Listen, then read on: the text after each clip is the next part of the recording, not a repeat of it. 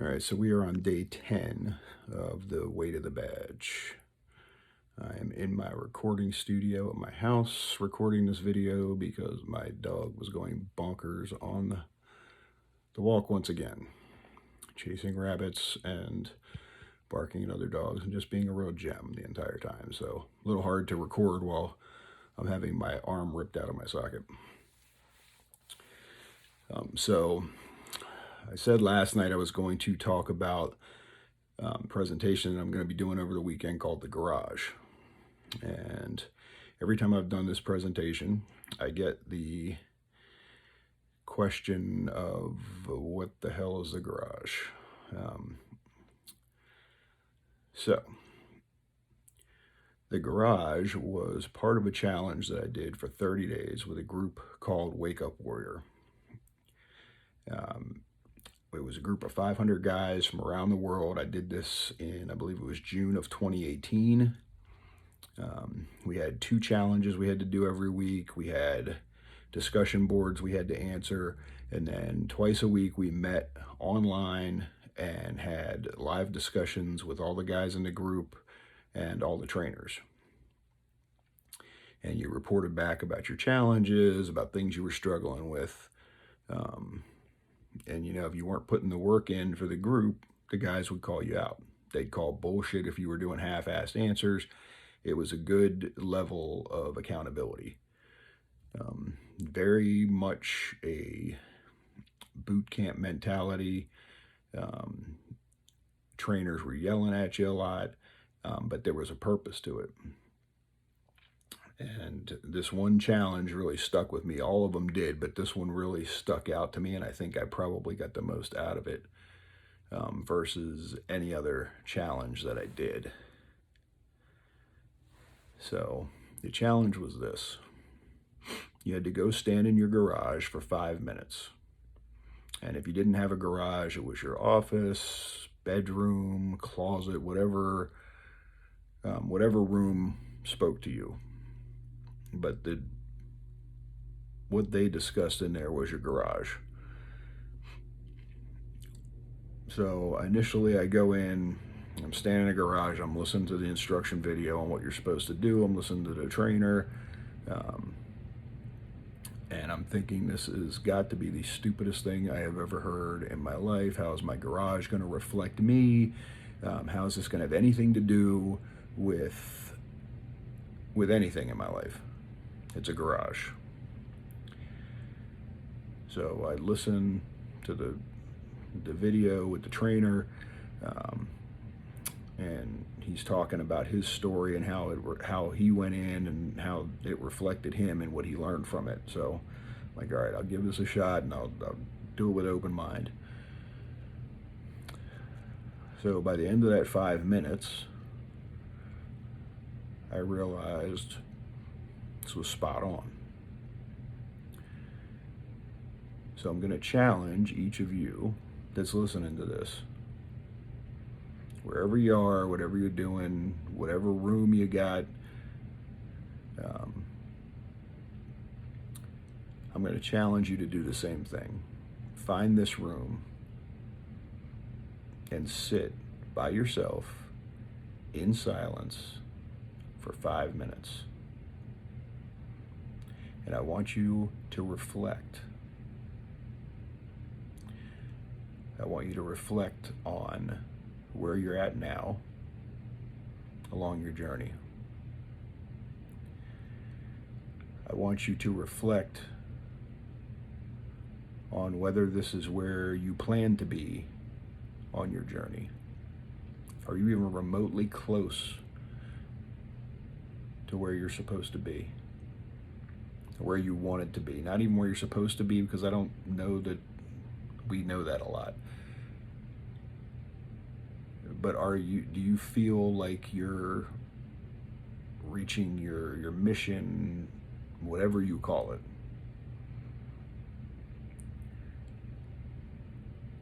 And then when you're reflecting, I want you to think about, if you're not where you want to be on this path along your journey, what can you do right now Just find something small that you can do right now to start changing that and blazing another path. Whether it's throwing something out, whether it's picking up some project that you had sitting there that you said you were going to finish and you never did, whether it's picking up the phone and calling somebody, whether it's going and grabbing a journal and start writing about what is going on with you.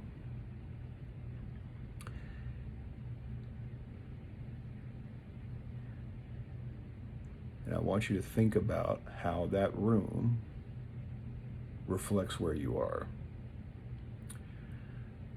For my garage, there was a lot of stuff in there that I had started and never finished. There was a lot of clutter. It was a mess. All this stuff sitting there that I kept holding on to, that I was like, oh, I'll use this someday. This means something to me. And it had sat in that garage for 10 years.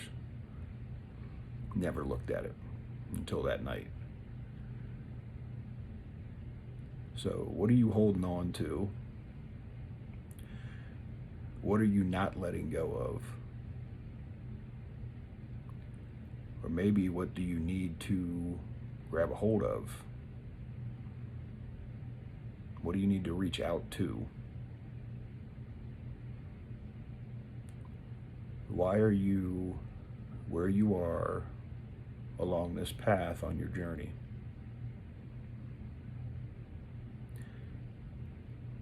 And we've been talking about trauma and suicide and depression and anxiety. All of this is intertwined. I guarantee you it's intertwined. Go into this challenge and do this with an open mind. Every time I've done this class, I've had at least 1 to 2 people call me or text me within a few weeks telling me they're cleaning their garage.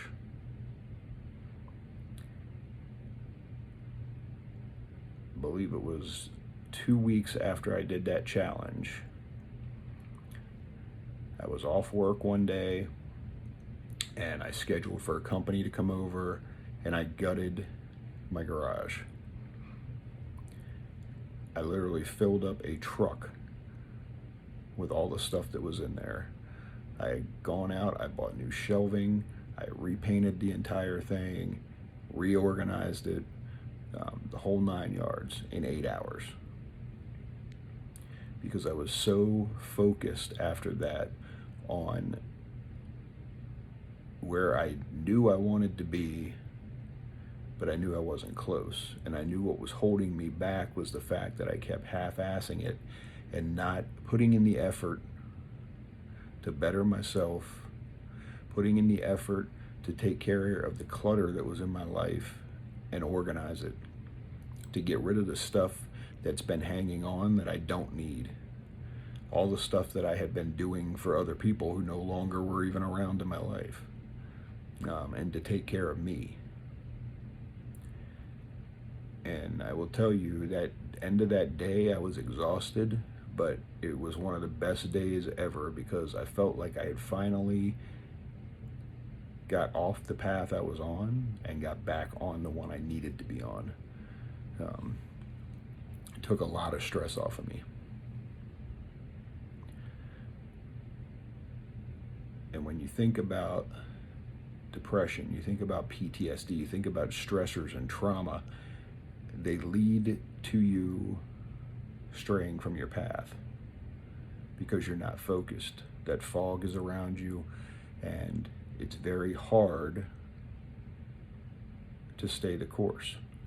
You have to be intentionally focused to stay the course, and you need support. There's going to be days where you don't want to get up out of bed. And unless you push yourself, unless you have something that makes you want to do it, that gives you that desire, For me, it's helping other people. For me, it's getting to go out and speak. It's um, just going to work and getting to help lift up some of these folks that have been working their asses off and may not have gotten the recognition from other folks, whether it's because they're on a shift where they're not seen a lot, or maybe nobody sees that. Um, they see that little spark in them. Sometimes they don't even see it. When you see the person that's struggling and you're able to talk to them and just talk and listen, and whatever you say, intentional or unintentional, that gets them to have that little light switch go off, and they realize um, that it's like that moment where they finally are like, okay, I need to do this, or I am important, I do matter.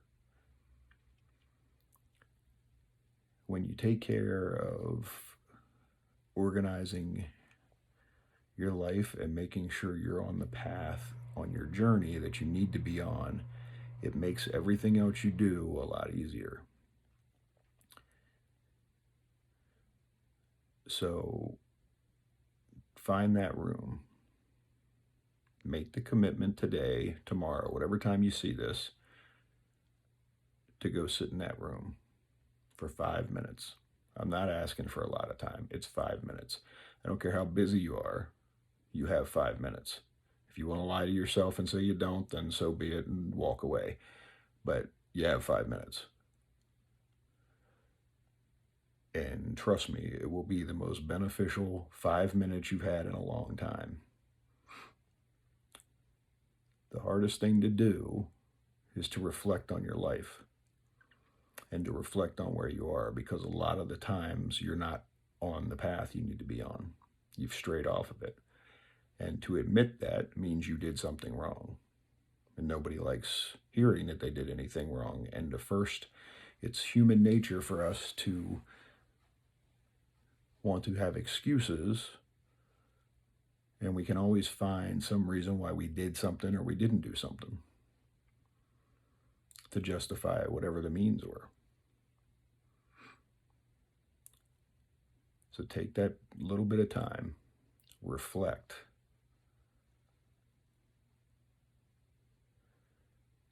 Tomorrow we're going to talk about refocusing, taking what you reflected on and turning it into something that you can use to refocus your mission.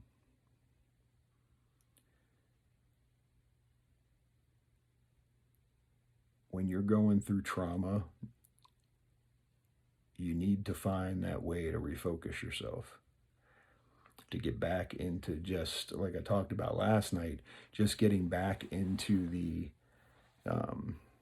your regular everyday things that you were doing before. Because that right there is one of the hardest things to do. Whether it's getting up and going to the gym, eating right, drinking enough water, simple stuff that we all know, getting sleep. But it's hard to do because of all the other factors that are playing in. If you've got something, maybe something you did or an argument you had or something like that's been weighing on you, a relationship that fell apart, a family member that you've become distant with, whatever it may be, reach out and pick up the phone. 9 times out of 10, that person you've been beating yourself up over about what you said or what you did, or you've been angry at them, they don't even remember it. We are spectacular about burdening ourselves with stuff, with stress, over things the other person doesn't even remember. If that's what one of the issues is that talks to you while you're there, reach out and take care of it. It takes a minute to pick up a phone. Don't text them. Don't email them, because everything gets lost in translation there. Pick up the phone. And even if you don't feel like you did anything wrong, just say, hey, I'm sorry. I know somewhere along the lines, um, we got out of touch. I've missed having you around. I've missed talking to you. I'd like to, if you're willing to work on things, I'd like to get our friendship going again. I'd like to see you, I'd like to talk to you, whatever it is. Be the bigger person.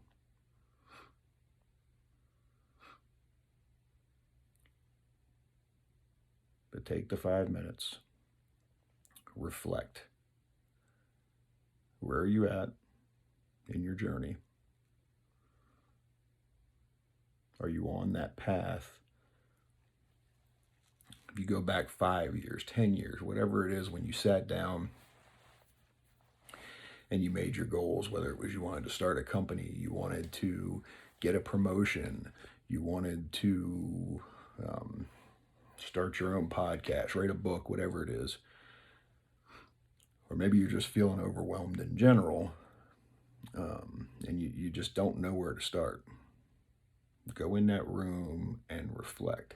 And I guarantee you're going to look around and you're going to go, this looks just like my life. In some way, shape, or form, it's going to represent you. Write it down so you don't forget. What spoke to you? And then the minute you get done, find something that you can do in a minute or less, 2 minutes or less, very quickly, and knock it out. Get the little victory.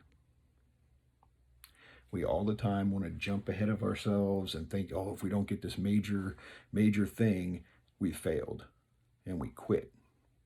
You start a diet and you get to the weekend and you cheat on your diet, and what do? We get on the scale like, oh, I didn't lose any weight. I'm done. I can't do this, and we give up. Life is a marathon. If you have a goal that's worth having, the path that you want to be on, whatever your mission is, and you might not even know what that is now, it's worth the struggle. It's worth all the sweat, the blood, the tears, whatever cliche you want to throw in there, it's worth that. If somebody had told me 20 years ago, 22 years ago when I started in law enforcement, that I would have written 3 books, that I'd be speaking all over North America, that I would be doing this right now, that I'd be doing podcasts, doing videos, have started my own company, that I would be teaching at a college, I would have laughed hysterically at them. It would have been an absolute joke to me. And after 9/11, it would have really been a joke to me. But there's always something that's there on that other side. And if you're willing to work for it and you're willing to struggle for it, you're going to get to wherever your path is supposed to lead you. It's not always going to go the way you wanted it to. It's not always going to be happy. There's going to be tears. There's going to be pain. But eventually you're going to get to it.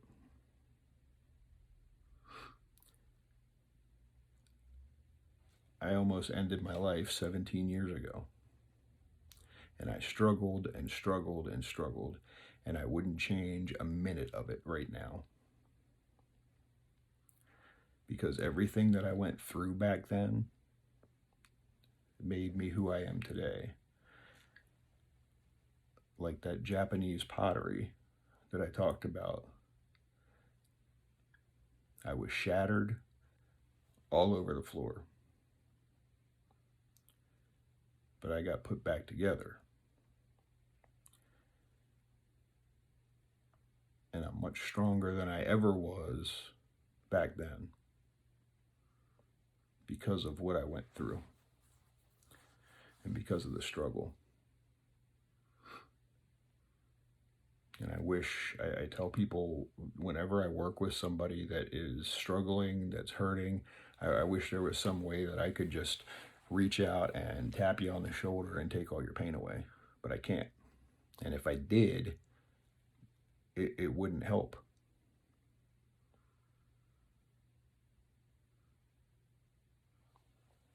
I still, when I write, when I'm speaking, when I'm talking to people one on one, and they start telling me their stories, their struggles, I feel that pain again in me, and it reminds me of why I'm doing what I'm doing. It reminds me that I don't ever want people to go through that, and that while it was really, really rough for many years, I've been blessed enough to be able to, for whatever reason, be able to talk to people and help them. And half the time, probably 99% of the time, I don't even know what I'm doing to help them, but something helps them. Um,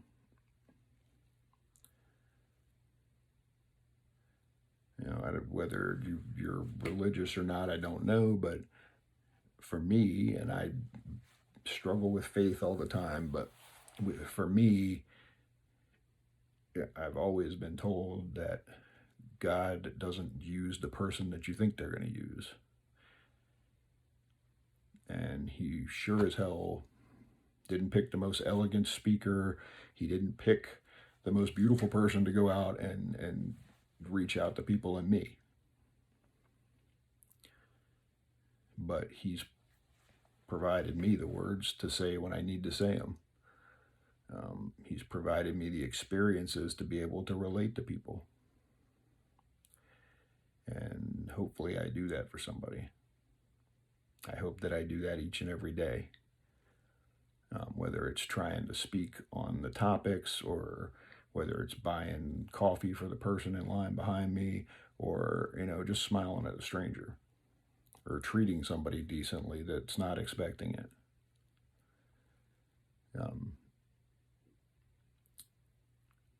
So, again, this is live. If you haven't figured it out yet, I talk a lot. And the funny part of it is I talk a lot, but about 5 years ago, I would have not opened my mouth very much. I was always told that I held everything inside and never talked, and now I don't shut up. So it's, we got one of the two ends of the spectrum with me. But, I'll stop babbling for now. Just take the 5 minutes.